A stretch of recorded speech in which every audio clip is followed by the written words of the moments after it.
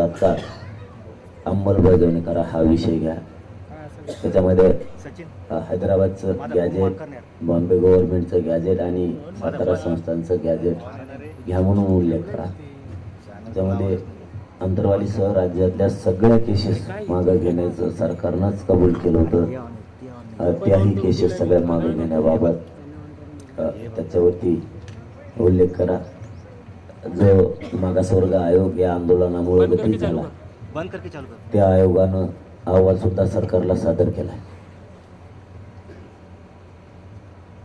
तो सरकारनं स्वीकारून टिकणार आरक्षण याच्यासाठी कायदा त्यांनी पारित करावा.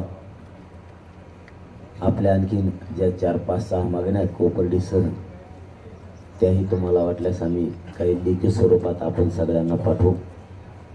परंतु हे जे 5-6 मुद्दे आहेत हे प्रमुख आहेत. सगळ्या सोयऱ्यांचा कायदा पारित होऊन त्याची अंमलबजावणी हा आपल्यासाठी अत्यंत महत्त्वाचा विषय. त्याच्यासाठी पुन्हा एकदा आपलं अमरावती पोलीस स्टेशन सकाळी 10 पासून सुरू झालं.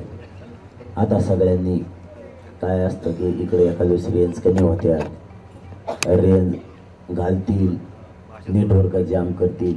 आपण आपल्या सोशल मीडियावर सुद्धा गावागावातल्या मराठी जास्त करून भर द्या आणि अफवावर जास्त विश्वास ठेवू नका. कारण आता अफवा खूप पसरवल्या जातील. कारण आपल्यात काही गट आहेत अफवा पसरवणारे. शांत डोक्यानं माहिती घ्या, काय प्रकार घडतोय काय नाही घडत आणि सगळे जागरूक राहा. हा सगळ्यात महत्त्वाचा संदेश आहे तुमच्यासाठी. सगळं जागरूक राहा. तुमच्याकडे गावाकडे गेले तरी जागे राहा आणि इथं राहिले तरी जागे राहा. कारण ही लढाई आपल्याला जिंकू द्यायची नव्हती. सगळ्या सोयऱ्यांचा कायदाच येऊ द्यायचा नव्हता. हा आपण आणलाय. आता अंमलबजावणीसाठी सुद्धा सावध राहा. त्याच्यासाठी सुद्धा अंमलबजावणी न व्हावी म्हणून काही अफवा केल्या जातील किंवा सरकारकडून विरोधी पक्षांकडून. पण शेवटी आपण मराठा म्हणून अंमलबजावणी होऊस तर सगळेजण काम करा. आपण आपला परिसर सगळा जागा करा. आपण आपला परिसर आजपासून जागा करा. फोनच्या माध्यमातून प्रत्यक्ष तुम्हाला जितक्या भेटी देता येईल तितक्या, पण जास्त ताकदीनं या आमरण उपोषणाच्या पाठीशी सगळेजण उभा राहा. कोणी शांतता रॅल्या काढतील, काय काय तुमच्या हिशोबानं असेल त्या पद्धतीनं फक्त शांततेत घ्या, पण ताकदीनं घ्या. नुसत्याच काढल्या म्हणून काढू नका. कारण त्या सगळा सहभाग घ्या, महिलांपासून सगळ्या गावकऱ्यांचा, तालुक्याचा, जिल्ह्याचा. काय ज्या तुम्हाला घोषणा करायच्या त्या शांततेत करा.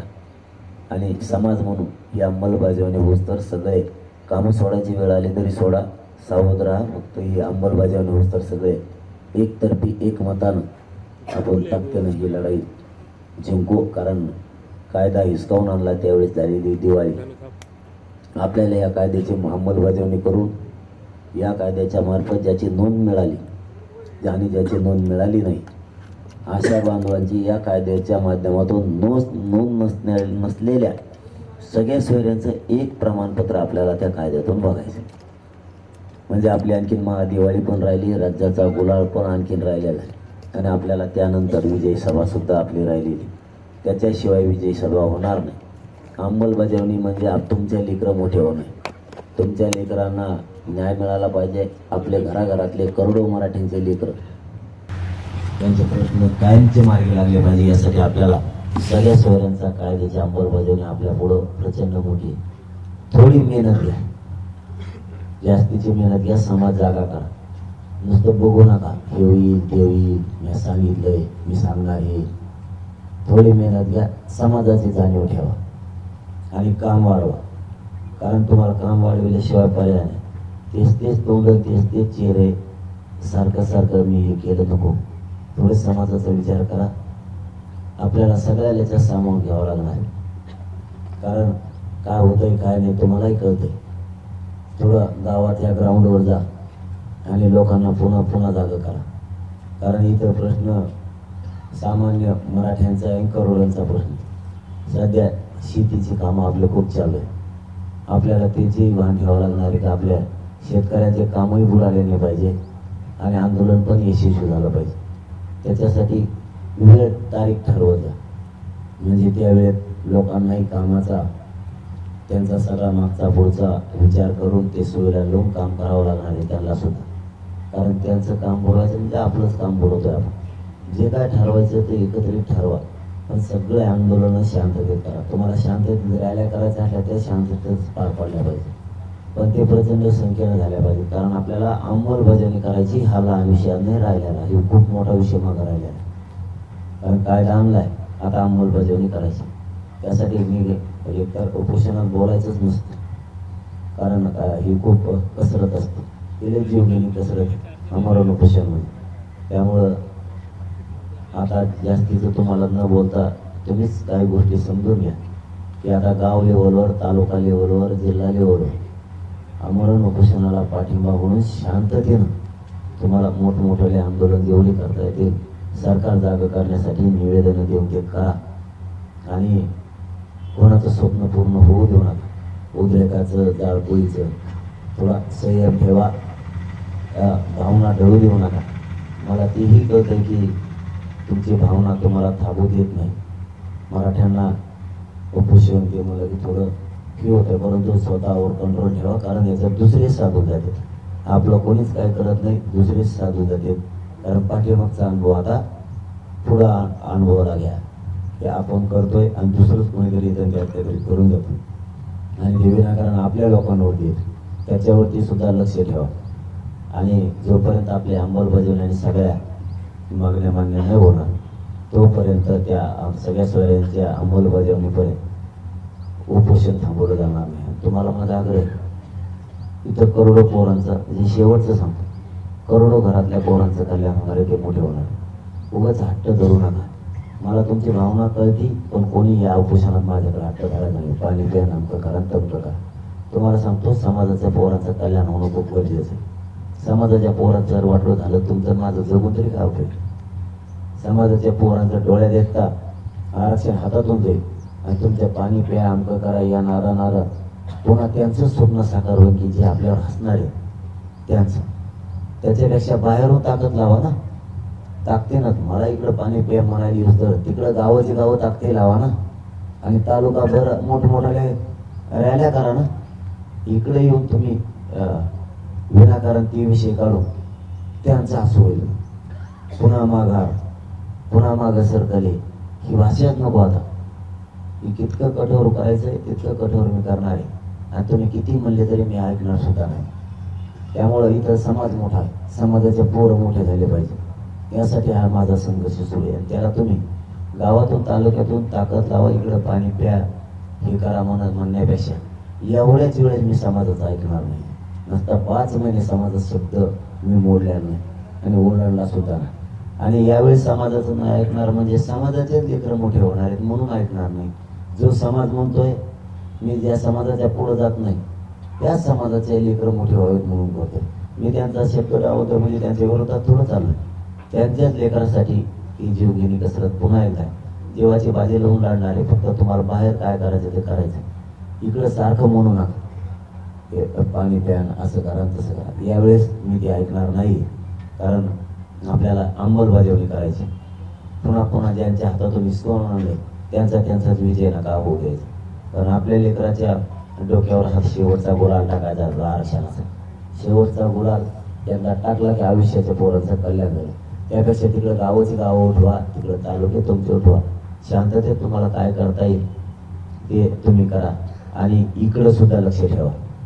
कारण आंदोलनाकडे सुद्धा महाराष्ट्रातल्या मायबाप मराठ्यांनी आंतरवालीतल्या आमरण उपोषणाकडे लक्ष ठेवा. गोदा पट्ट्यातल्या 123 गावातल्या माणसानं पोरांना सुद्धा जास्तीचं लक्ष आंतरवालीच्या उपोषणाकडे ठेवा. रात्रंदिवस इकडे डोळे लावून जास्त बसा, लक्ष ठेवा. कारण इकडेही काही गडबड होता कामा नाही, हे सुद्धा लक्षात असू द्या. इकडं जास्तीचं लक्ष ठेवा, एवढंच सांगतो तुम्हाला आणि धन्यवाद.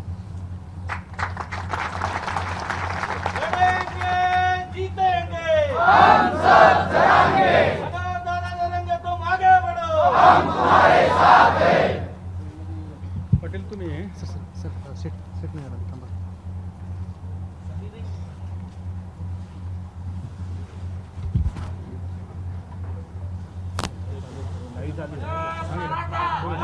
आणि जर तुम्ही रात्रंदिवस आंतरवाली उपोषणाकडे लक्ष द्या असं सांगितलेलं आहे, आवाहन केलेलं आहे मराठा समाजाला, काही भीती वाटते का तुम्हाला पुन्हा तसा प्रयोग होईल म्हणून? नाही, किती नाही प्रयोग ते काय करते जातं तिथं कानाकोपऱ्यातला राजातला मराठा जागा आता काय प्रयोग करते तो अंतरवली झाल्यासारखं. लक्ष ठेवा म्हणजे हे मेन केंद्र आहे. इथं मराठा समाजाचे पोरं जागरूक असणं गरजेचं आहे. कारण हे आंदोलन खूप आता मी तोंडातून सांगत नाही, खूप भयंकर कठोर होणार. हे भयंकर कठोर आंदोलन उपोषण आहे. त्यामुळे इकडे लक्ष समाजाचं आणि परिसरातल्या लोकांचं असणं गरजेचं आहे. तसं तर महाराष्ट्रातला मराठा समाजात मी आता 4 दिवसात दौरा केलाय. मला माहिती किती मराठा तुटून पडलेला आहे. इथं थोडं बी काय मागं पुढं झालं ना अख्खा राज्य ब्लॉक होईल. अख्खा राज्यात तुम्हाला रोडवर नुसते लोक आणि लोकच दिसते ना. इकडं अंतरवालीकडे तुम्हाला पुन्हा एकदा 50-50 किलोमीटरवर लोकांना उभं राहायला जागा राहणार नाही इतके दिसणार. मी आता प्रत्यक्ष बघितलं. परंतु परिसरातल्या लोकांनी इकडे जास्तीचं लक्ष ठेवणं गरजेचं आहे. आणि महाराष्ट्रातले तर सगळेच लोक इकडे येणार सुद्धा आहे. परंतु त्या उद्देशाने की हे लक्ष ठेवणं लोकांनी आणि पोरांनी म्हणजे याचा अर्थ आपल्याला अंमलबजावणी करायची. त्यामुळे इकडं रात्रंदिवस लक्ष ठेवणं इथं गरजेचं आहे. त्यामुळे ते इथेही थांबणार आहे आणि राज्यातलेही येणार आहे. दुसरा मुद्दा असा आहे की पाठीमागच्या वेळेला जेव्हा तुम्ही पाण्याशिवाय उपोषण केलं त्यावेळेला लोकांनी तुमच्यासमोर रडवून आणि हे करून तुम्हाला पाणी घ्यायला, पण तुम्ही आता लोकांनाच म्हणताय की तुम्ही मला पाणी घ्यायला भाग पाडू नका. यामुळे तुमच्या तब्येतीला धोका निर्माण होऊ शकतो. नाही, आता तब्येतीला धोका निर्माण होऊ शकतो, होईल. एका जीवापेक्षा करोडो जीवाच्या चेहऱ्यावर आनंद खूप महत्वाचा असतो. काय असतं की आपण काय बघायचं आणि काय ध्येय ठेवायचं आपल्यावर असतं. आपलं ध्येय समाजाचे लेकरं या आरक्षणातून मोठी झाली पाहिजे. आणि मग त्याच्यासाठी एक जीव महत्वाचा नाही, लोकांचा उलट येते. घोषणा पण उलटी, एक मेले तरी चालत पण लाखाचं जगला पाहिजे. माझं पहिल्यापासूनच उलट, आजच नाही. मी समाजाला मायबाप म्हणलो, कुटुंब बाजूला सारू, म्हणजे माझं उलटच आहे कार्यक्रम पहिल्यापासून. तसा एखादा जीव गेला तरी चालतो, पण करोडो जीवाच्या चेहऱ्यावर लेकरावर आनंद दिसला पाहिजे. एका टक्क्यावर उठलेल्या लेकरांना माहीत असतं भाऊ काय हाल आहेत त्याचे, कारण त्याचं पूर्ण आयुष्य उद्ध्वस्त झालेलं असतं. त्यापेक्षा आपण आपल्या जीवाची बाजी लावायची आणि समाजाला मिळवायचं. समाजाचं तुम्ही विचारला ऐकणार नाहीत म्हणजे मी काय समाजाच्या विरोधात नाही चाललो, मी समाजाच्या नाही विरोधात चाललो. समाजाचं ऐकणार नाही म्हणजे त्यांचेच लेकरं मोठे होणार आहे, त्यांचेच लेकरं मोठे करायचे आणि त्या आरक्षणाची अंमलबजावणी त्या लेकरांना करून द्यायची. म्हणून ऐकायचं नाही. काय होतं, माणूस भावनिक होतो त्यावेळेस, आणि मग भावनिक झाला की त्या हट्टापोटी कुठंतरी पाणी घे हे कर, मग ते केल्यामुळं पुढं उपचार घे डॉक्टरांचे, तर त्यामुळे समोरच्याचं इच्छा पूर्ण होती की आता जिंकत आलेली कुठंतरी आणखी 2 दिवस लांबणीवर पडली. त्यामुळे मला यावेळेस 1 घंटाही लांबणीवर पडू द्यायचा नाही अंमलबजावणीचा विषय. या करोडो गोरगरीब लेकरांच्या पदरात या आरक्षणाची अंमलबजावणी टाकायची, कायमचं आरक्षण टाकायचं. तुमच्या जीवाला धोका झाला तर मग हे लढा पुढे कसा होईल? माझ्या जीवाला धोका होणार नाही, कारण माझा करोडो मराठा समाज माझ्या पाठीशी आशीर्वाद आहे. ते रस्त्यावरती येणारच शांतते. त्यामुळे सरकारला याची अंमलबजावणी करावीच लागणार. म्हणून सरकारला मी सांगितलं, आताही पुन्हा एकदा सांगतो की तुम्ही या 1-2 दिवसात विशेष अधिवेशन तातडीनं बोलवा. सगळ्या सोयऱ्यांचा कायदा पारित करून त्याची अंमलबजावणी करण्यासाठी, आणि मागासवर्ग आयोगाने सुद्धा अहवाल दिलाय, त्याचाही कायदा पारित करण्यासाठी तुम्ही बोलवा. नसता जाहीर करून टाका की 15 तारखेला सुद्धा आम्ही त्याच्यामध्ये दोन्ही अंमलबजावणी करणार आहेत आणि कायदा पारित करणार. हैदराबादचं गॅजेट घेण्यासाठी तुम्हाला शिंदे समितीकडे देऊ, ती प्रक्रिया 1 घंट्यात सुद्धा पूर्ण होते. 1 घंट्यात तेही गॅजेट हैदराबादचं स्वीकार. हे तुम्हाला 5 महिन्यापासून सांगतोय मी, आज नाही. आणि 5 महिन्यापासून या सरकारला सांगितलेलं आहे, त्यांनी हो हो करून आतापर्यंत आणले आहे. केसेस बाबतही निर्णय ते सहज घेऊ शकते. त्याला काय प्रक्रियाच नाही. प्रक्रिया जर आम्हाला आहे तर तुम्हाला असे मी शेकडो उदाहरणं देईल सरकारला की प्रक्रिया न करता किती जणांच्या गळ्यात हात टाकून आता हिंडताय न करता. त्यातलं पहिलं एकच उदाहरण देतो, बाकीची वेळ आली तर ती बी सांगतो. मग नाविलाज मला त्यांना सांगावं लागेल, कारण ती त्यांचीच लोक आहेत म्हणून. तुम्ही रात्री पहाटे सुद्धा राष्ट्रपती राजवट उठू शकते. 5 वाजता पाठ राष्ट्रपती राजवट उठू. सरकारच्या मनात आल्यावर काय होऊ शकतं. पण मराठ्यांची नाराजी सरकारनं पत्करू नका हे मी जाहीर सांगतो त्यांना. कारण ह्यो इतका मोठा समाज आहे की तुमचं स्वप्न मग कधीच पूर्ण नाही होऊ देणार समाज. यांची नाराजी तुम्ही अंगावर घेऊ नका. चंद्रकांत पाटील आहेत, त्यांनी असं म्हटलंय की या महिन्यात विशेष अधिवेशन बोलवून ACBCचा प्रवर्ग तयार करून मराठा समाजाला आरक्षण मिळणार आहे. ते तर द्यावंच लागणार आहे. ते तर द्यावंच लागणार आहे. ते आरक्षण त्यांना द्यावंच लागणार आहे. कारण इथं काय जोर जबरदस्ती नाही आहे कोणाला. तुम्ही प्रमाणपत्राची ज्याला घ्यायचं तो घेईल, ज्याला नाही घ्यायचं तो नाही घ्यायचा. आतापर्यंत 1.5 करोड मराठ्यांनी आरक्षण त्यातून घेतलं असावं. कारण सरकार डाटा द्यायला तयार नाही आणखी सुद्धा.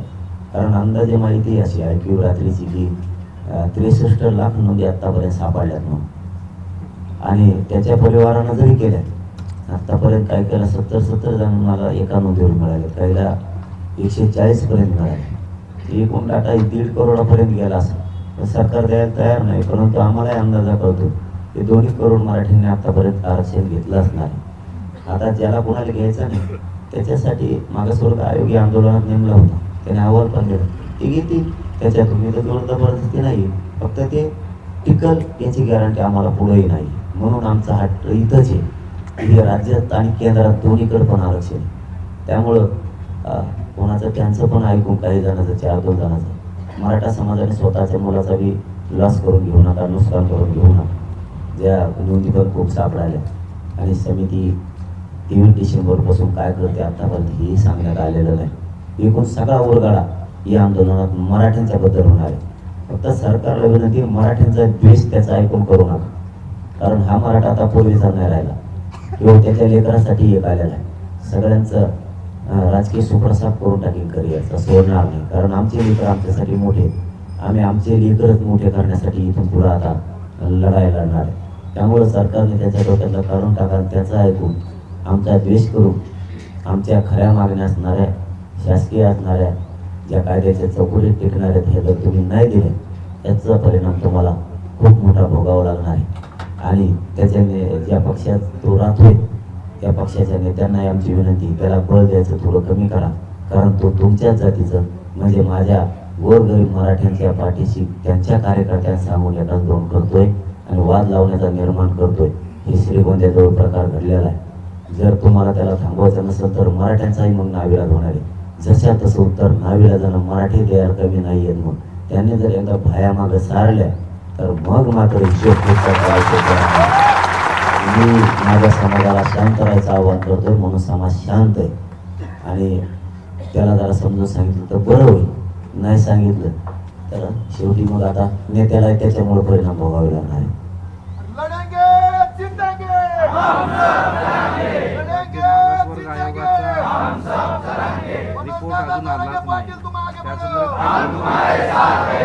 राज्य मागासवर्ग आयोगाचा रिपोर्ट अद्यापर्यंत सादर झाला नाही. सर्वेक्षणाचे जे काही पुढं निष्कर्ष यायला पाहिजे ते जे काही असेल ते त्या संदर्भात तुमच्याशी काही झालंय, सांगणं बोलणं झालंय? नाही, माझ्याशी नाही बोलणं झालं. 2 तारखेला मागासवर्ग आयोगानं अहवाल तयार केला. सरकारनं ते सगळे निकष त्याची कार्यपद्धती ठरवून त्याचे निकष सरकारची काढायची जबाबदारी किंवा मागासवर्ग आयोगाकडून काढून घेण्याची जबाबदारी. त्याच्यासाठी स्पेशल टीम आहे. तिथं काय सरकारचाच अधिकारी मंत्री बसावा असं काय नाही. त्यांनी स्पेशल टीम त्याच्यासाठी तयार केली. हे सगळं तयार आहे. बहाणेबाजी सरकारची, सगळे निकष तयार आहे. कारण मागासवर्ग आयोगानं तितक्या ताकदीनं ते काम केलेलं आहे.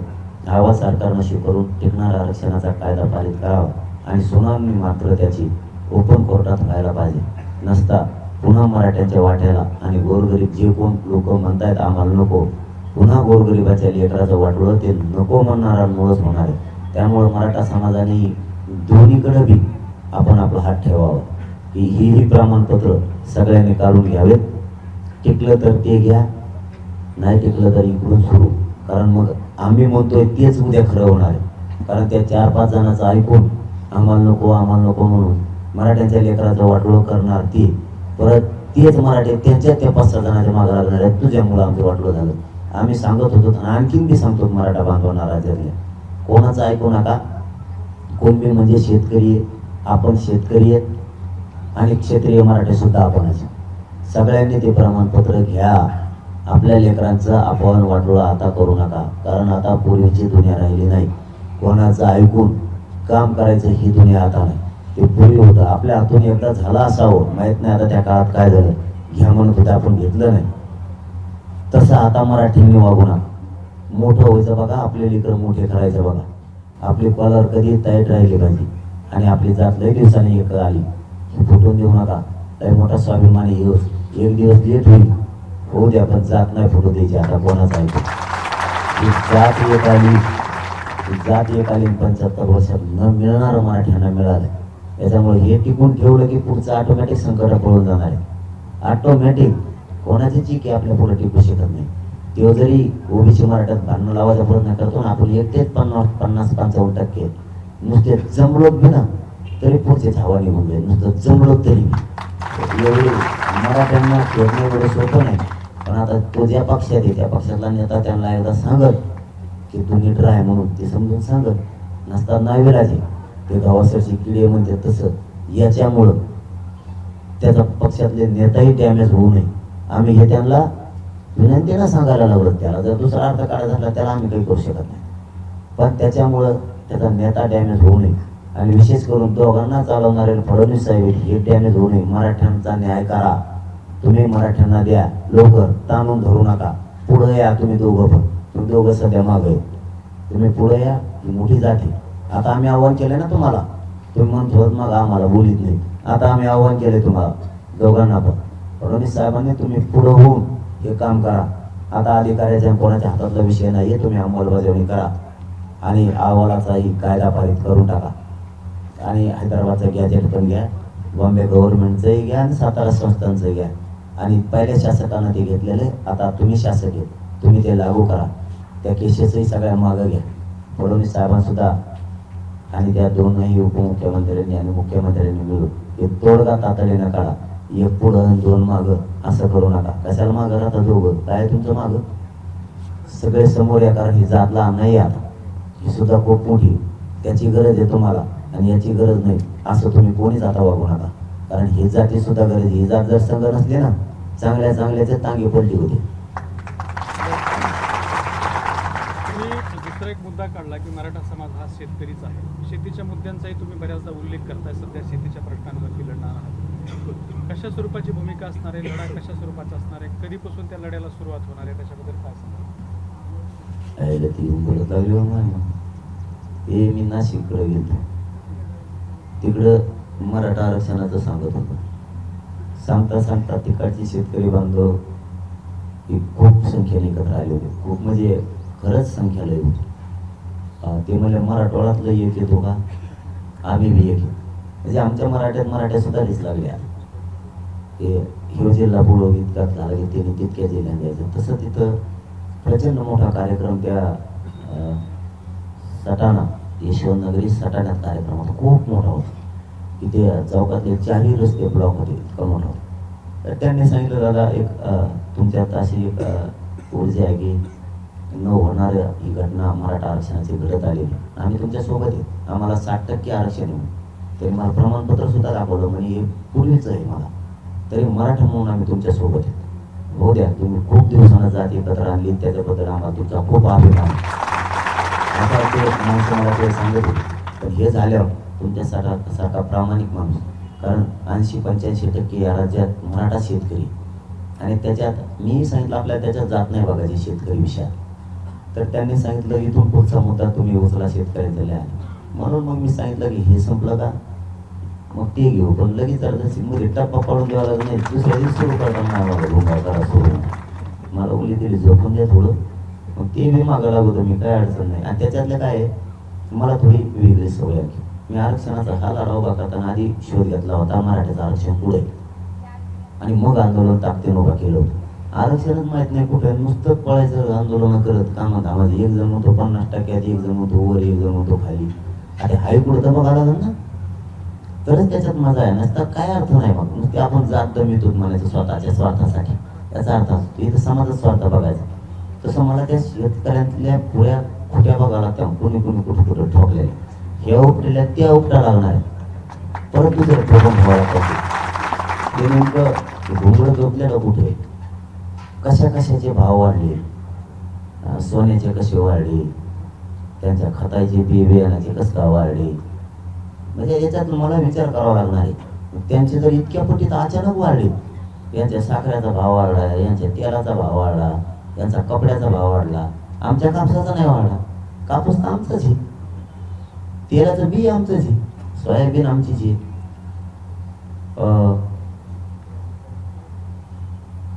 त्या सरकीपासून होणार ते पण आमचंच आहे. आमच्याकडून तर इतक्या बारीक याच्यात किमतीत घेतलं नाही, याचं तर कापा कापा वाढत. पाणी आमच्या जिरीचं बाटलीत टाकलं की तिथं 30 रुपये झालं, 30 रुपयाला. आमच्या दूध तर तिथं लिटरात इकत नाही. मला ते जरा घुसायचं आहे त्याच्यात. दुधाचा भाव काय, तुमच्या पिशीत टाकल्यावर किती होतो. आमच्या कॅन्डीत येत, चरीत येत, तांब्यात येत, तर त्याचा भाव कमी. आणि तुमचं नुसतं मेन कापडाचं पिशीत टाकलं वाढत खापकोन. म्हणजे ते कसं काय वाढलं मग इतकं, मग आमचं कसं काय वाढत नाही ते बघावं लागणार आहे. आमचे कांदे सुस्ते घेता आणि तुमच्या मसाल्यात टाकले किती वाढते. आमच्या आमच्या कंपनीचा कांदा, तो काय कांदा रे, कांदे आमच्या इथं लगेच भाव वाढवतो. मसाला वाढवतो. मिरच्या कोणाच्या, मिरच्या आमच्या. तुमचे मेन कापड्याचे पिशे धुवून काय करून कलराचं चित्र टाकीदा वाढा भाव त्याचा. आमचे 1-1 किलोचा भाव तुमच्या एवढे पिशीच झालाय.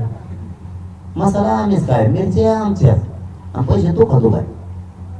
म्हणजे हे बराच सारा त्याच्यात विचार करून त्याच्यातला खरा अर्थ बाहेर काढावा लागणार आहे. आणि मग मजा येणार ते लढायला. आणि मग जे शेतकरी राज्य देशातले बी कसं काही एक होत नाही ते बघू, आणि सरकारने कसं देत नाही ते बघू. पण त्यातलं मला ज्ञान घेतल्याशिवाय पर्याय नाही. मग ते सल्लागार आणावं लागते. कामाचे डबडे दे, वाची दे, नुसते दे, नाही त्याला कामाचे तिकडून बसल्या म्हटलं म्हणते मी सल्लागार. काय सल्लागार आहे तू इथं, मी कोणाचंच ऐकत नाही. काय जण म्हणतात मग हात आहे, काय हात आहे का, काय असं कोणाचं हात नाही, पाय नाही, काही नाही. कुठं गेला हातावाला इवर पुढं उग काय. माझी जात एक झाली ताकदीने बिचारी 70 वर्षात होत नव्हती. सामान्य एकत्र बिचारे आलेत म्हणून कोणाला फोडता येणार, आणि मी बी कोणाला मॅनेज होत नाही सरकारला पाहिजे. त्यामुळे हे जमलंय. म्हणजे जमण्याचं पण आहे. शेतकऱ्याचा विषय जर घ्यायचा म्हणलं तर तो देशव्यापी लढाई, तो लहान नाही. कारण बहुतेक ते कायदे सगळे केंद्रीय असावेत असं म्हणतोय मी.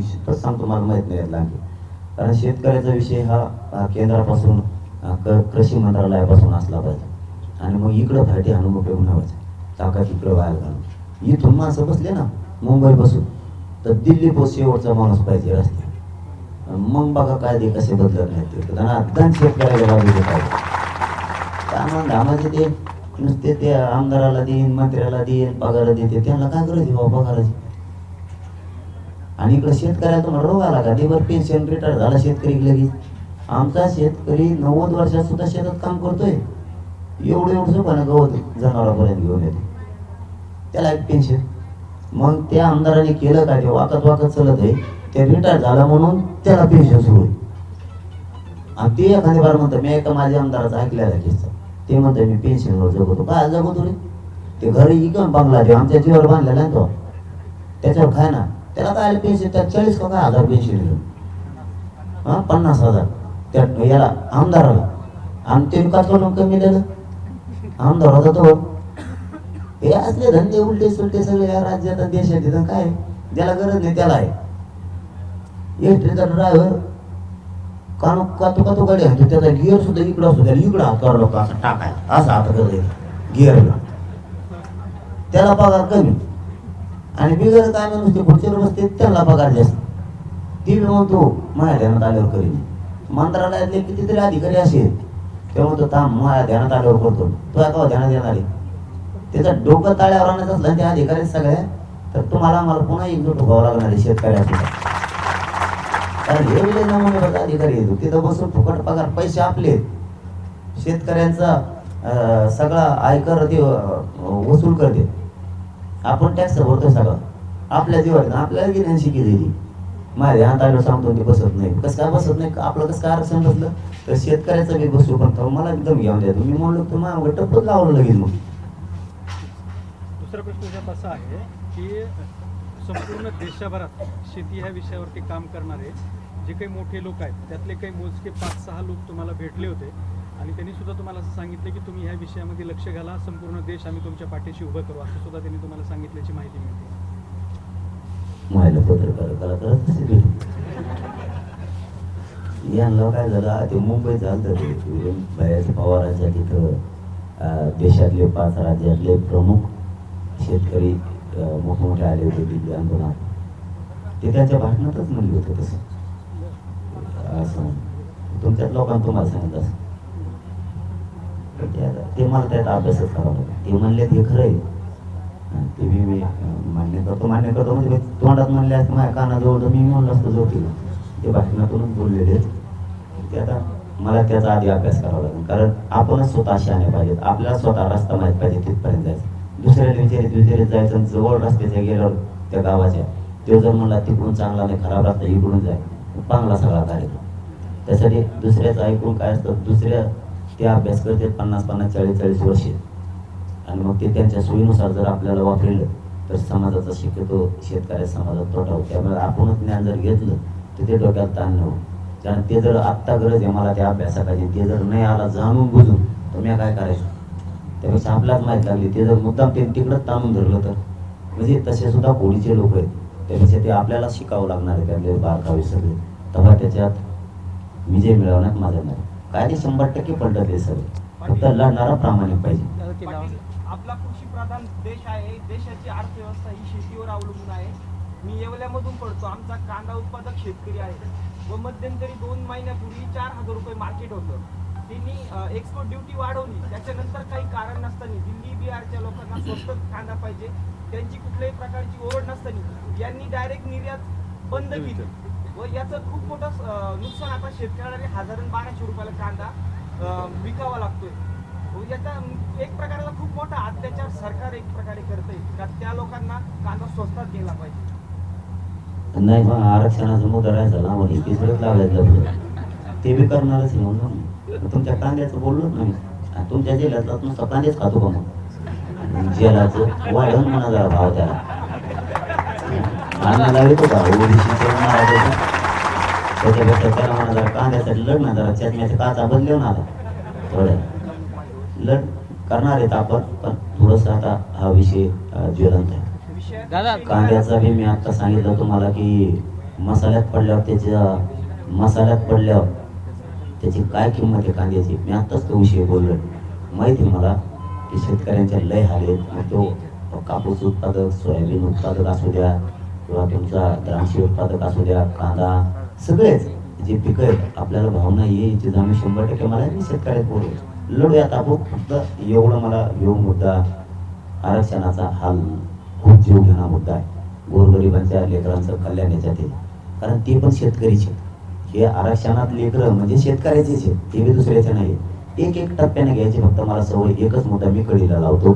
मी 4-5 मुद्दे जर एकत्र केले तर शक्यतो विजय मिळवायला माणसाला कोणचा असू द्या जड जातो. त्यामुळं एक कळीला लागला की एकच शेतकऱ्याचा धरू फक्त, बाकीचे त्याला भांड्या फोडायच्याच नाही, तोच कडेला नेऊन घालायचा, त्याच्यात न्याय मिळतो. नसतं आपण जर 10-20 मागण्या घेतल्या तर ते काय करते मागच्या गेले आणि पुढचा मी तसाच राहून जातो.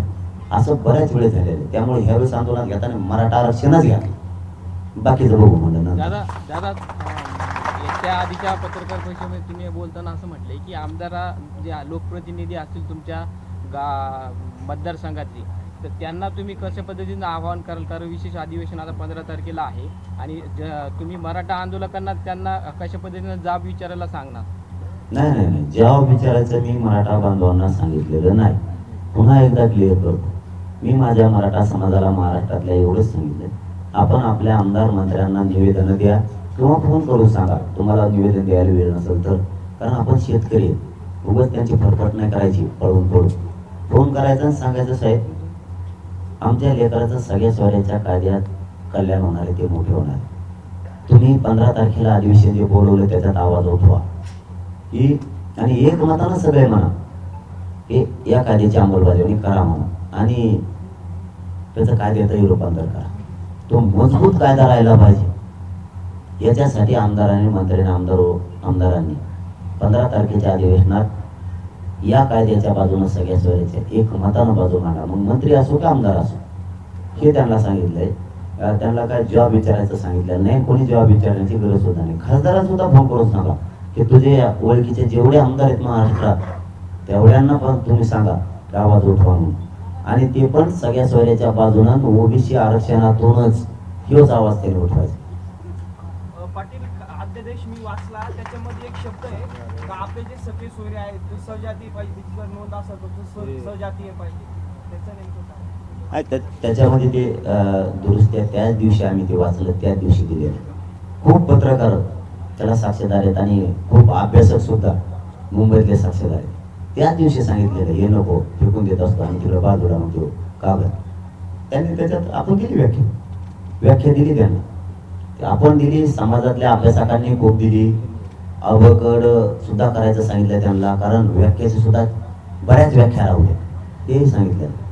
मला काय पाहिजे मी स्पष्ट आहे समाजासमोर. मला काय पाहिजे, मराठा समाजात पिढ्याना पार परंपरेनुसार ज्या लग्नाच्या सोयरीके जुळतात ते राज्याअंतर्गत येणारे सर्व सगळे सख्खे सोयरे ही मला व्याख्या पाहिजे. त्याची अंमलबजावणी पाहिजे. त्याने काय केलं मला नाही, अंमलबजावणी करताना पुन्हा मला हे पाहिजे. मागं त्याने काही दुरुस्त करणे तिकडे ती फेकून दे कागद. पण तो मसुदा तर ऍक्सेप्ट करून आलोच ना. पण हो, पण दुरुस्ती सुद्धा ऍक्सेप्ट केली ना त्यांनी. मग त्यांचीच बाजू ऍक्सेप्ट नाही करणार ना, त्यांनी आमची केली ना.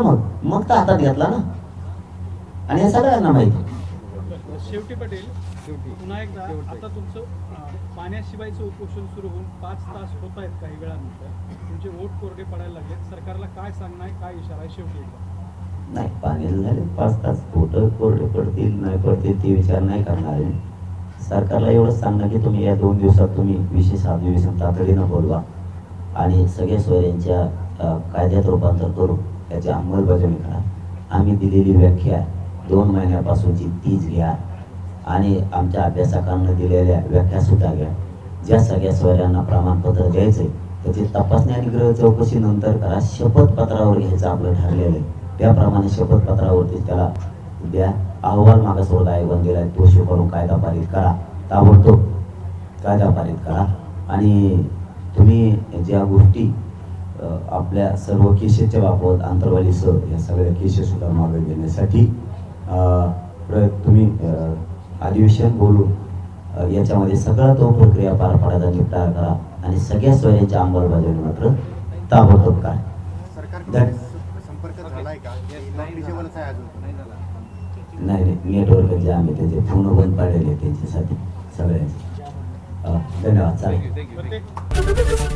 एबीपी माझा, उघडा डोळे बघा नीट.